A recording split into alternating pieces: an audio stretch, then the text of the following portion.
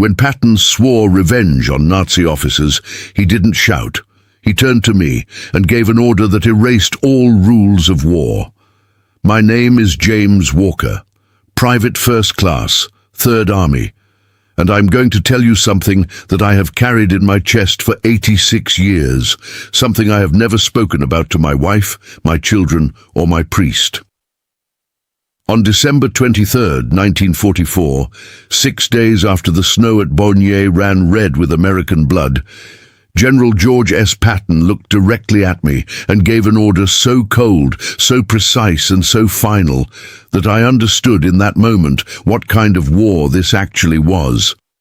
Not the kind they showed you in the newsreels, not the kind your father described at Sunday dinner, the real kind, the kind where a general's eyes go flat and quiet, and when he speaks, grown men stop breathing. I was 14 years old. I had been in Europe for 4 months. I thought I understood what this war required of me. I was wrong. What I am about to tell you is not a story about glory. It is not a story about heroes and medals. It is a story about what happens when justice and survival become the same sentence, and what one man's voice can do to an entire enemy army that believed it was untouchable. Stay with me. It started with a survivor. His name does not matter for this story. What matters is what he looked like when they brought him into our position on December 17, 1944. He was wearing an American uniform. He was covered in someone else's blood. His hands would not stop shaking. He had played dead in a Belgian field for hours, in the snow, with German soldiers walking through the bodies around him, pressing pistols against the skulls of men who were still breathing. 84 Americans. Battery B, 285th Field Artillery Observation Battalion. They had surrendered. They had put their hands up. They were standing in an open field with no weapons when the SS opened fire. I was not there. I want to be clear about that. But I heard the survivor's account relayed through our sergeant that same evening, and I will tell you this. In 4 months of combat, I had learned to recognize the voice of a man telling the truth. There is no acting that kind of hollow out of your eyes. The unit responsible was Kampfgruppe Piper, 1st SS Panzer Division Leibstandarte, SS Adolf Hitler. Their commander was Obersturmbannführer Joachim Piper, 32 years old, decorated, admired by his superiors, and absolutely certain, based on 4 years of Eastern Front practice, that there would be no consequence for what his men had done. He moved his column forward. He had schedules to keep. What Piper did not calculate, what none of them calculated, was that word travels faster than tanks, especially when the man receiving that word has been looking for a reason to make the enemy afraid. Patton was already moving. He had been moving for days. But after Baugnez, after 84 names entered the record, something shifted in 3rd Army Command. Something went from professional urgency to something older and quieter and more dangerous. I felt it before I understood it. You have to understand what we were dealing with. The Waffen-SS did not operate the way regular armies operate. Regular armies have rules, written down, enforced, theoretically binding. The SS had practiced a different philosophy for years, and it was not a secret one, it was an institutional one. The Commissar Order, June 6, 1941. German forces were formally authorized to execute Soviet political officers upon capture. No trial, no documentation, just execution. That was the opening of the door. What came through it over 4 years of Eastern Front operations was a culture, and I use that word deliberately, a culture in which killing prisoners, killing civilians, killing anyone who slowed the column was not a crime. It was a tactic. By December 1944, Piper's division was considered elite, 800 vehicles, 22,000 men across divisional strength, and a track record in the East that would have seen every officer court-martialed and shot if it had occurred in any army operating under normal rules of war. They brought that culture west. They drove it into Belgium. And on December 16, 1944, the opening day of Operation Wacht am Rhein, Hitler's great gamble to split the Allied line and reach Antwerp, Piper's column moved with the speed and the violence that had made it famous on the Eastern Front. Prisoners slowed the column. The column could not be slowed. Piper had places to be. You can see the logic if you are willing to be cold about it. The logic is clean and horrible and completely internal to a system that has removed normal human constraints, one authorization at a time. What that system had never produced before was a man on the other side willing to respond to it on its own terms. Until now, December 23rd, 1944. I was assigned to a courier detail that brought documents to a forward command position outside Arles, Belgium. I had seen Patton before, at a distance, the way you see generals, which is to say you see the uniform and the posture and the famous pearl-handled revolvers, and you understand that you are looking at a kind of human being that operates differently than the ones around him. I had not been close to him.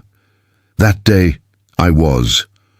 There were officers in the room, colonels, at least one brigadier, maps on every surface, radio traffic constant in the background. The temperature outside was somewhere around 0.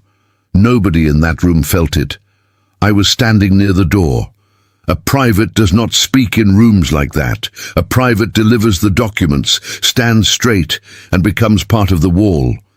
Patton was speaking to his senior staff. He had just received the confirmed intelligence about Baugnez, the forensic details, the survivor accounts, the unit identification. The field that would not be uncovered until American forces pushed back through was already in the record. The numbers were exact. 84 men, most from Battery B. He was not shouting. That is the thing I have to tell you first. People who did not know Patton expect the voice they saw in the movie, the big theatrical rage, the public performance of anger.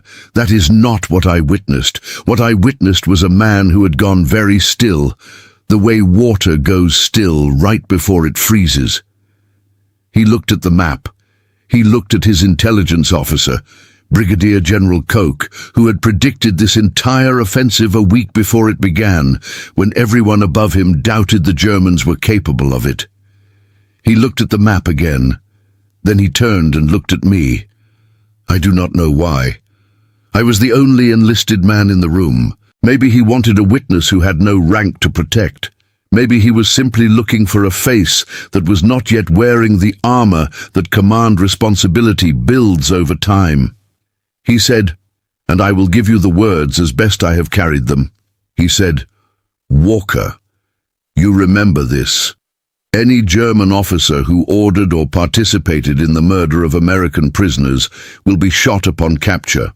Not tried, not processed, shot. Make sure that is understood at every level below me." He turned back to the map.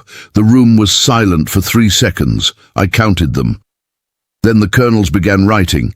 I carried that order out the door. I repeated it to our sergeant that evening. Within 48 hours, that directive had moved through Third Army by every informal channel soldiers use. Spoken, whispered, written on scraps passed between positions. The Germans had intelligence networks. They were good ones. They heard. Now here is where this story stops being about one general and one private and one order, and becomes about how a single credible threat can change the mathematics of an entire army. I did not understand this at 22. I understand it now. Patton's directive arrived in the German command structure like a splinter, small, specific, impossible to fully remove once it was in. Here is the calculation it forced on every German officer who heard it. If you have participated in prisoner killings, and by December 1944 participation was not rare in SS formations, then surrendering to Patton's Third Army is now personally lethal for you as an officer. which means your soldiers know that you will fight to the last because you have no other option, which means they may fight alongside you or they may not, but either way, the calculus of their survival is now linked to your guilt. That is the first direction the splinter cuts. The second direction: if you are a conventional Wehrmacht officer, not SS, not ideologically committed to the doctrine of calculated brutality, just a professional soldier trying to survive a war that your country is clearly losing, then Patton's order has just given you a reason to demonstrate that distinction explicitly upon capture by showing what your orders were and what they were not. What Patton had done was drive a wedge between SS doctrine and Wehrmacht practice at precisely the moment German unit cohesion was under maximum stress. The Ardennes offensive was already failing. Logistics were impossible. Allied air superiority was absolute on any day the weather cleared. German soldiers were cold, undersupplied, and watching a counterattack build to their south that moved at a speed their own armored columns had not matched. And into that moment of maximum pressure, one American general announced clearly and personally that accountability was no longer a post-war question. It was an operational one. Now, while the shooting was happening, German officers at the divisional level were discussing Patton's directive in their own command meetings, not dismissing it, discussing it. Discussion takes time. Time is the one resource an offensive in crisis cannot recover. December 22nd, 1944. Third Army pivoted north. I want you to understand what that sentence means, because it sounds simple on paper, and it was the opposite of simple in reality. Patton had been driving east into the Saar region. His supply lines ran east. His units were positioned east. His staff had been planning and executing an eastward campaign for weeks. In 48 hours, he turned the entire army 90 degrees north, toward Bastogne, where the 101st Airborne was surrounded, and telling German commanders that the answer to their surrender demand was a single word that I will not repeat here, but that every American soldier knew.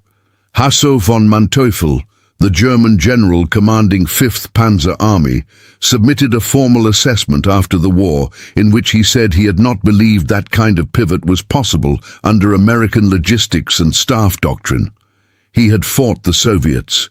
He knew what large-scale armored reorientation required. He said Patton's movement in those 48 hours was the command achievement of the Western theater. I was part of that movement. I will tell you what it felt like from the bottom of the hierarchy. Controlled chaos with a center that did not move. The confusion was enormous and the direction was absolute. You did not know exactly where you were going. You knew exactly who was taking you there, and you trusted it in a way that is difficult to explain to someone who has never been inside a formation that believes in its commander. We moved in the dark. We moved through snow. The 4th Armored Division covered 40 miles in 2 days to reach Bastogne. Piper's column, with Panthers and Tigers, with superior armor, with the advantage of offense, had covered barely 60 miles in nearly 2 weeks. On December 26th, we broke through. Bastogne was relieved. The Ardennes offensive, which Hitler had called his final decisive gamble, was effectively over. It would take weeks more to fully collapse. Men would still die in those weeks. American men, German men, Belgian civilians. War does not end cleanly on the day its outcome is decided, but the decision was made. On December 26, 1944, Third Army drove through the German southern flank, and the last real German offensive capability in the West ceased to exist. History does not run on stories. History runs on numbers. And the numbers from Third Army's final 5 months tell a story that no individual account can fully capture. From December 22, 1944 to May 8, 1945, Third Army liberated or captured approximately 12,000 towns and villages, advanced 600 miles, took more than 750,000 German prisoners. In the war's final months, April 1945, when the collapse of German organized resistance was clearly imminent. Entire German battalions maneuvered specifically to surrender to Third Army rather than face Soviet capture to the east. Not because Patton was gentle, he was not gentle, but because surrender to Patton's forces carried a known set of outcomes. Surrender to the Soviets, given what German forces had done on the Eastern Front, carried a different calculation entirely. And something else, something quieter in the records. German conventional forces, Wehrmacht infantry, not SS, were surrendering to Third Army at higher rates than to other Allied formations. American Army historians who reviewed German intelligence documents after the war found that German officers noted this divergence themselves. Their explanation was terrain and tactical pressure. The American analysts who reviewed those same documents offered a different interpretation. Patton's threat had never been universal. He could not execute 750,000 prisoners. He did not. But he had made the personal consequence of specific crimes specific and credible. And a wedge, once it is in, does not need to be driven all the way through to do its work. Some German officers had changed their behavior, some had not. All of them had run the calculation. And running that calculation in December 1944 was time and attention and command energy that belonged to a failing offensive that needed every second it could find. Joachim Peiper was tried at Dachau in 1946. He was convicted, sentenced to death. The sentence was commuted. He was released in 1956. He lived in France under a false name for years. He was assassinated in 1976, 31 years after the war, by unknown individuals believed to have connections to French resistance veterans. He never faced accountability in the terms Patton had specified. Patton did not live to see the trial. He died December 21, 1945, 12 days after a vehicle accident in Germany. He had survived 4 years of combat, 2 wars, and a German offensive that had shaken every Allied commander's confidence in December 1944. He died in a peacetime traffic accident in a country he had just helped defeat. He was 60 years old. I was 23 when I heard he was gone. I sat down on the ground where I was standing, in a village in Germany whose name I never learned to pronounce, and I did not cry. Soldiers learn early not to cry in public. But something went out of me that day that took a long time to come back. He had not been a kind man. He was not trying to be kind. He was trying to win, and to win with a standard of conduct that meant something beyond the winning. That combination, ambition and accountability, power and principle, is rarer than most people understand. I have been alive for 80 years. I have watched men hold power in politics, in business, in armies. The ones who have both, who pursue victory and refuse to purchase it at the cost of their own standards, are not common. Patton was not common. People sometimes ask me what I learned from the war. I give different answers depending on who is asking. Grandchildren get a short version, historians get the detailed version, but the truest version, the one I have turned over the most in the 80 years since that room in Belgium, is this. A threat only needs to be believed to function. Patton could not shoot every SS officer who had participated in atrocities. The logistics alone were impossible. The legal framework was contested, and the war was still happening. He enforced his directive in specific, documented cases. He could not enforce it universally, but the enemy believed he intended to.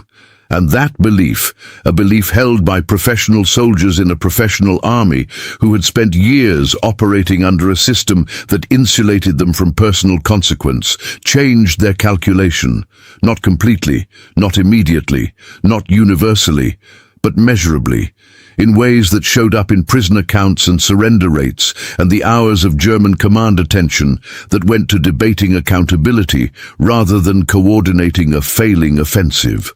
Authority without personal consequence is a negotiation. Everyone in the room is calculating how much they can take before you actually act.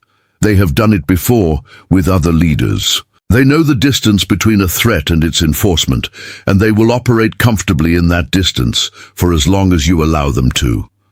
What Patton did was close that distance, not by actually executing every officer he threatened to execute, by making the threat specific, personal, and stated at a moment when the enemy's morale and cohesion were already under maximum stress.